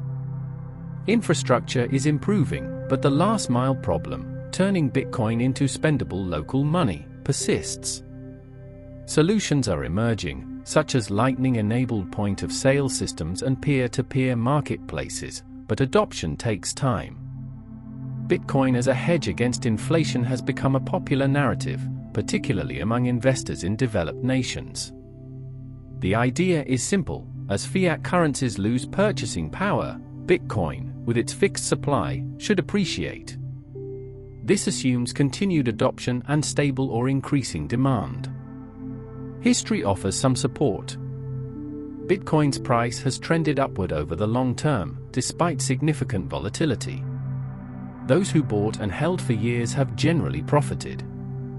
But past performance does not guarantee future results, and Bitcoin's volatility makes it a risky hedge compared to traditional options like gold or inflation-protected bonds. Institutional interest has brought legitimacy and new capital. Exchange-traded funds, or ETFs, allow investors to gain Bitcoin exposure through traditional brokerage accounts. Publicly traded companies hold Bitcoin as treasury reserves. Pension funds and endowments allocate small percentages to Bitcoin, treating it as an emerging asset class. This institutional flow has increased Bitcoin's market capitalization, reduced volatility somewhat, and integrated Bitcoin into the broader financial system. Yet this integration is a double-edged sword. Bitcoin was created to operate outside traditional finance, to offer an alternative to banks and governments. As institutions adopt Bitcoin, they bring regulation, surveillance, and centralization. Exchanges require identity verification. Transactions are monitored for compliance with anti-money laundering laws. Large holders, so-called whales, can influence markets. Bitcoin becomes more stable and accessible, but less radical, less revolutionary. The tension between adoption and ideals is ongoing. Privacy-focused use cases attract another segment of users. Bitcoin offers pseudonymity, not anonymity, but techniques exist to enhance privacy. Coin mixing services, privacy wallets, and careful transaction practices can obscure the trail. These tools are legitimate for those seeking financial privacy, but they also attract scrutiny from regulators concerned about money laundering and tax evasion. The balance between privacy and transparency is contentious, with no easy answers. Charitable donations are a growing use case. Organizations accept Bitcoin, allowing donors to contribute anonymously or publicly without intermediaries processing the payments. During natural disasters or humanitarian crises, Bitcoin has been used to bypass blocked banking channels, delivering aid directly to those in need when traditional systems failed. For some users, Bitcoin represents a philosophical stance rather than a financial tool. They hold it not to get rich, but to support the idea of decentralized money. These users may never sell their Bitcoin, viewing it as digital property that should be passed down through generations, similar to land or heirlooms.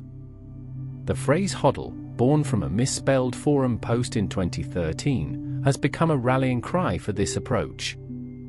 It suggests holding through volatility, refusing to sell during downturns, believing in Bitcoin's long-term value proposition.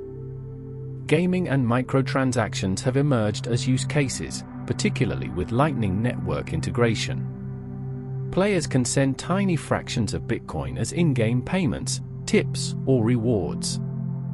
Content creators use Bitcoin to monetize their work directly, receiving payments from supporters worldwide without platform fees eating into revenue.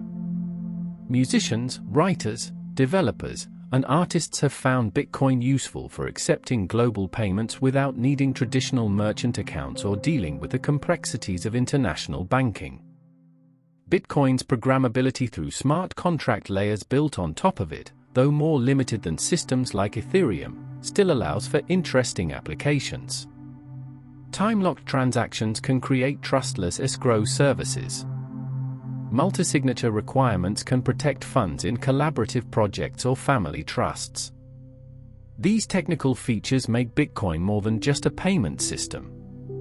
Based on continued development, it appears Bitcoin could evolve into a more flexible platform while maintaining its core focus on security and decentralization.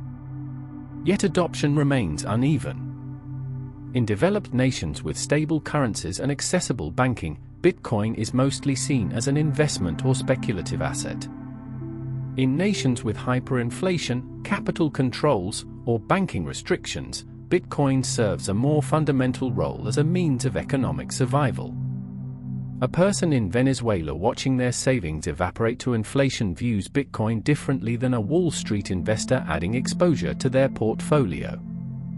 Both use the same network, but their motivations and needs diverge dramatically. The narrative surrounding Bitcoin has shifted over time. Early adopters saw it as peer-to-peer electronic cash, useful for everyday transactions. Today, the dominant narrative has become digital gold, a store of value to be held rather than spent. This shift reflects both Bitcoin's technical limitations in processing high volumes of transactions quickly and cheaply, and the market's behavior. As price appreciation outpaced practical use, holding became more attractive than spending. Whether Bitcoin will return to its origins as a medium of exchange or continue primarily as a store of value remains an open question. Solutions like the Lightning Network suggest that both roles could coexist. The base layer, slow but secure, functions as a settlement system for large transactions and long-term storage. Upper layers, fast and cheap, handle everyday payments. This layered approach mirrors how traditional finance operates, with settlement systems separate from consumer payment networks. Bitcoin's many faces reflect the diversity of human needs and aspirations.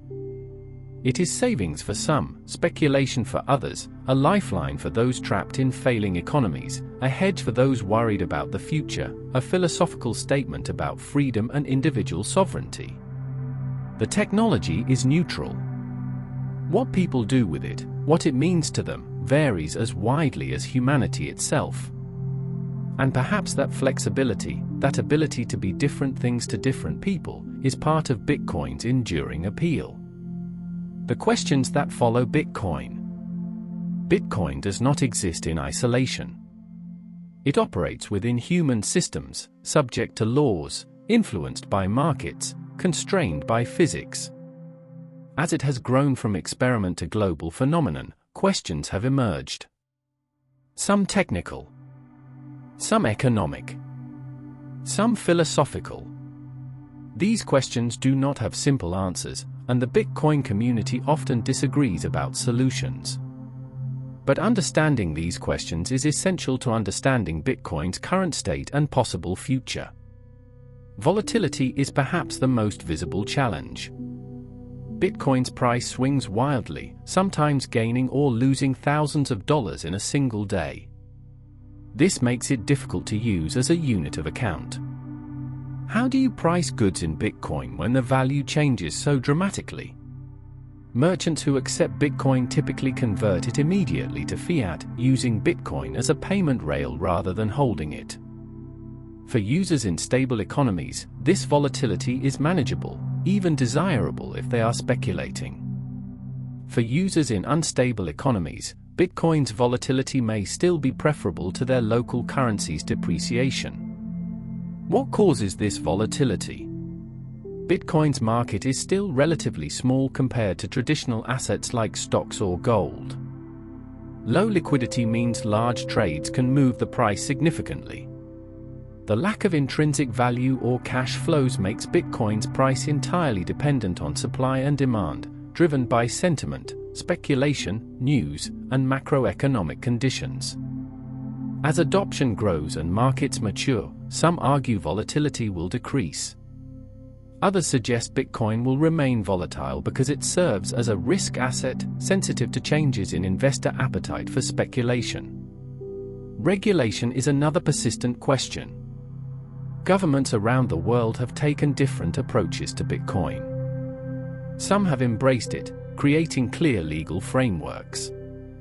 Others have banned it outright, fearing capital flight or loss of monetary control. Most fall somewhere in between, allowing Bitcoin to exist while imposing various restrictions, particularly around exchanges and taxation. The challenge is that Bitcoin operates globally while regulation operates locally. A ban in one country does not stop the network from functioning elsewhere. How should Bitcoin be regulated? Should it be treated as a commodity, a security, a currency, property? The answer varies by jurisdiction and use case. In the United States, different agencies have claimed authority over different aspects of Bitcoin. The IRS treats it as property for tax purposes. The SEC sometimes classifies tokens as securities. The CFTC regulates Bitcoin futures as commodities. This patchwork creates confusion and compliance burdens, particularly for businesses trying to operate legally. Privacy and surveillance pose difficult trade-offs.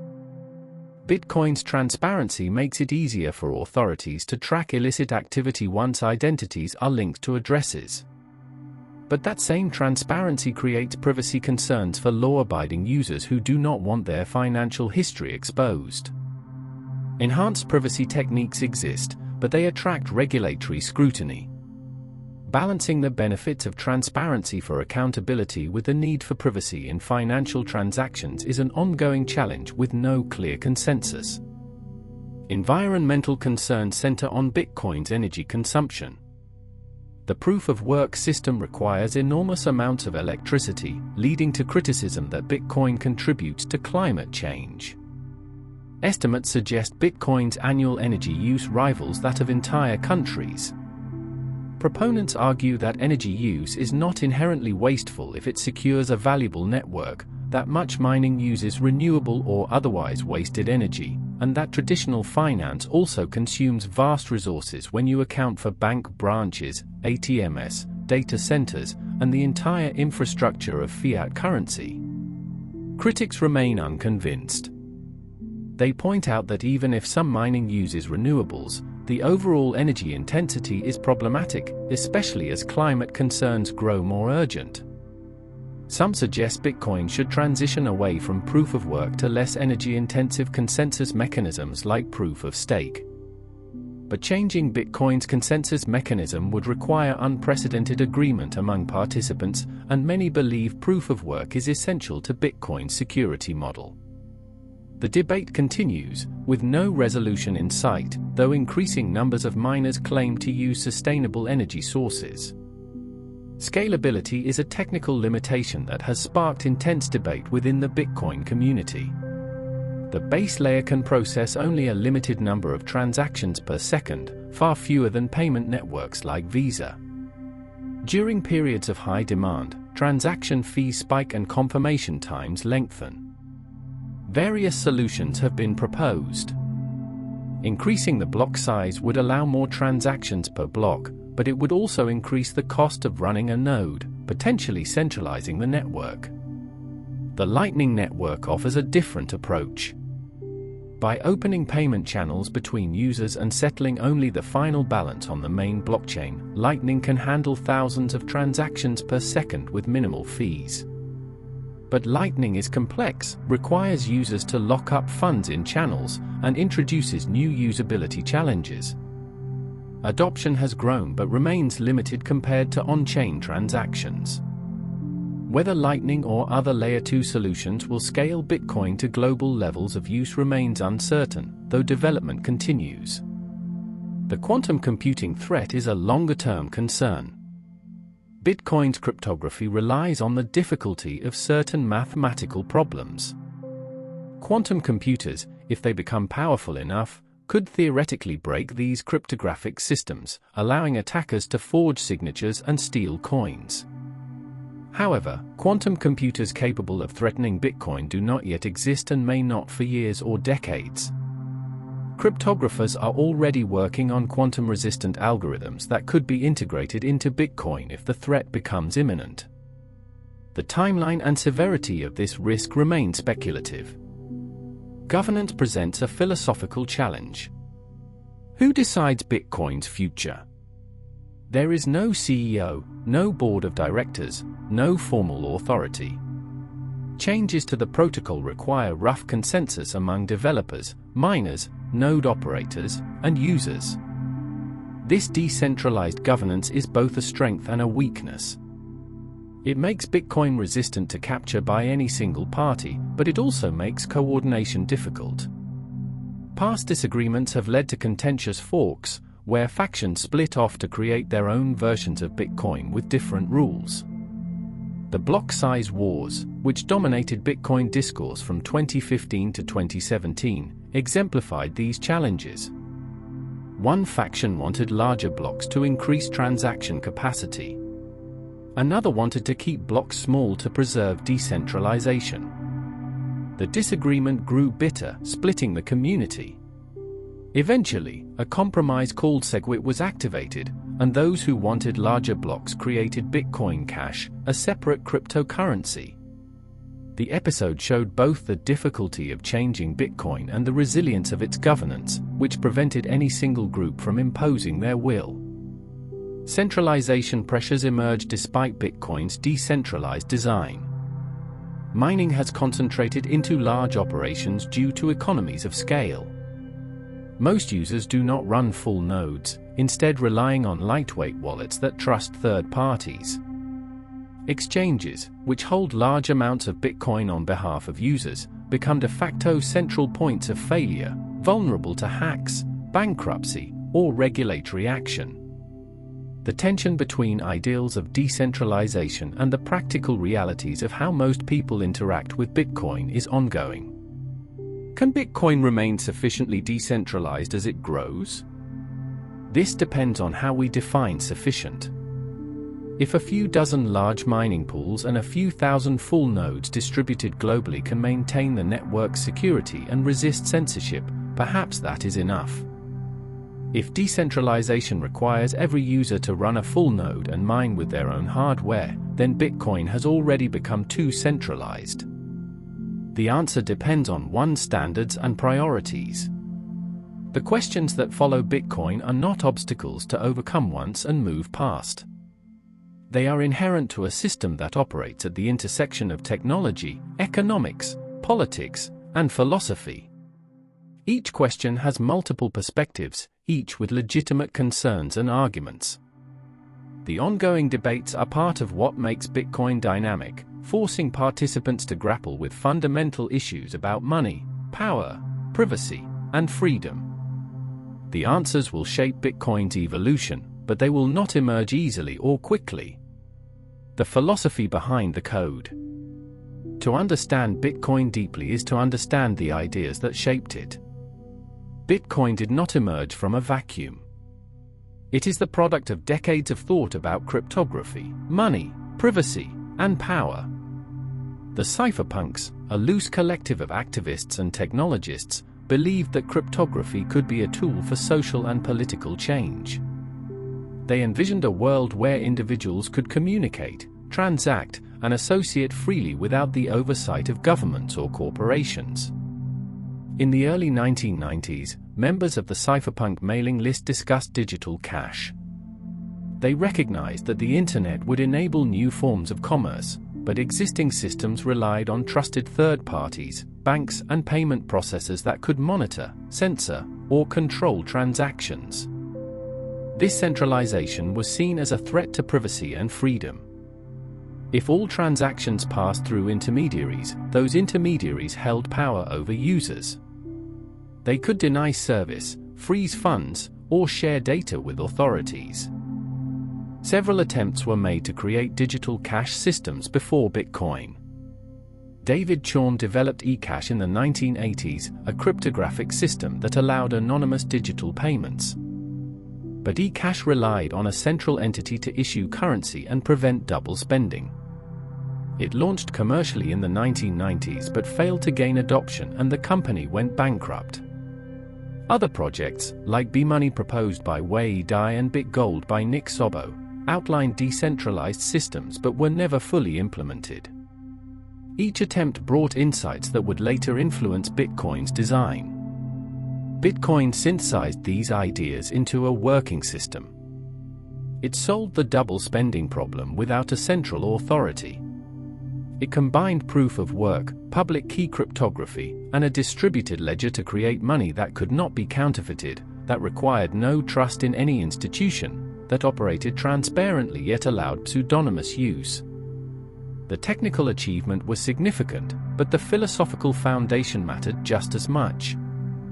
Bitcoin embodies the principle of trustlessness. In traditional systems, trust is outsourced to institutions. You trust the bank to hold your deposits. You trust the payment processor to complete your transaction. You trust the government to manage the currency supply responsibly. Bitcoin replaces institutional trust with cryptographic proof and economic incentives. You do not need to trust miners to be honest.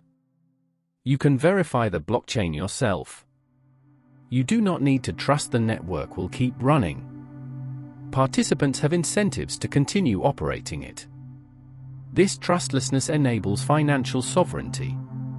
You control your wealth directly, not through a custodian. No one can freeze your Bitcoin without your private keys. No one can prevent you from transacting. No one can devalue your holdings by printing more. This degree of control is unusual in modern financial systems, where intermediaries manage most aspects of money. With Bitcoin, sovereignty comes at a cost. You bear full responsibility for security, for keeping your keys safe, for not making mistakes. But for those who value independence, that trade-off is worthwhile. Censorship resistance is another core principle. Because Bitcoin operates on a global, decentralized network, no single entity can shut it down or block specific transactions. Governments can ban Bitcoin within their borders, but they cannot stop the network from functioning elsewhere. Users in restricted jurisdictions can still participate, perhaps through VPNs or peer-to-peer exchanges that operate outside official channels. This property makes Bitcoin appealing to dissidents, activists, and anyone living under authoritarian regimes where financial censorship is a tool of control. Yet censorship resistance is not absolute. If governments crack down on exchanges, most people's on-ramps to Bitcoin disappear. If internet access is cut, using Bitcoin becomes difficult. If mining is banned in enough jurisdictions, the network could become more vulnerable. Censorship resistance is a spectrum, and Bitcoin exists on it at a level higher than traditional finance but not immune to all forms of interference. The cypherpunk ethos valued privacy as a fundamental right. Financial privacy matters because financial surveillance enables control. If every transaction is monitored, patterns reveal personal information. What you buy, where you go, who you associate with, all of this can be inferred from spending data. Governments and corporations can use this information to profile, manipulate, or discriminate. Privacy allows individuals to make choices without fear of judgment or reprisal. Bitcoin pseudonymity is a compromise. It provides more privacy than traditional banking, where your identity is directly linked to your account. But it provides less privacy than cash, which leaves no digital trail. The blockchain records everything, and advanced analysis can de-anonymize users in many cases. Privacy-enhancing techniques exist, but they require deliberate effort. The default Bitcoin experience is not particularly private. This has led to ongoing discussions within the Bitcoin community about whether and how to improve privacy. Some argue that privacy features should be built into the protocol. Others worry that enhancing privacy would attract more regulatory backlash or be misused for illegal activities. The tension between making Bitcoin accessible and protecting user privacy persists. Individual empowerment is perhaps the overarching theme. Bitcoin gives individuals tools that were previously available only to institutions. You can store value that cannot be confiscated easily. You can send payments across borders without permission. You can exit a failing monetary system. You can participate in a global economy without needing a bank account. These capabilities are empowering, especially for people who have been excluded from traditional finance or who live in countries with corrupt or incompetent governance. But empowerment comes with complexity. Bitcoin is not user-friendly for everyone. It requires technical understanding, careful security practices, and tolerance for volatility and irreversibility. Mistakes can be costly. The learning curve is steep. For many people, especially those without technical backgrounds, Bitcoin remains inaccessible or too risky. Efforts to improve usability continue, but the gap between Bitcoin's potential and its practical accessibility for average users remains significant. The philosophy behind Bitcoin is libertarian in spirit, emphasizing individual freedom, voluntary exchange, and skepticism of centralized authority. This does not mean all Bitcoin users share these political views. People from across the political spectrum use Bitcoin for various reasons.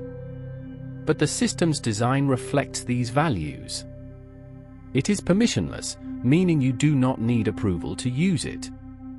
It is borderless, meaning it does not respect national boundaries. It is neutral, meaning it does not discriminate based on who you are or what you are doing. This neutrality can be uncomfortable. Bitcoin treats all users equally, whether they are buying coffee or funding activities that others find objectionable.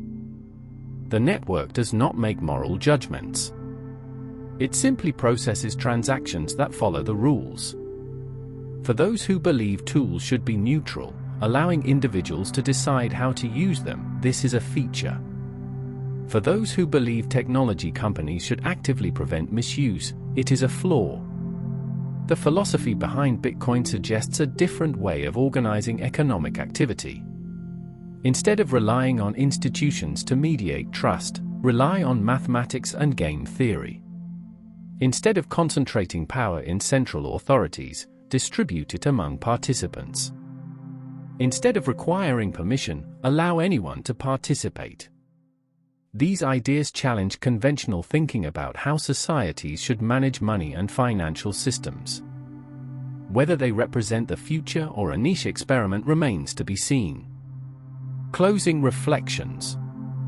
We have traveled through the story of Bitcoin, from its quiet beginning on a cryptography mailing list to its current status as a global financial phenomenon. We have explored what Bitcoin is, not just as code or currency, but as an idea that continues to evolve.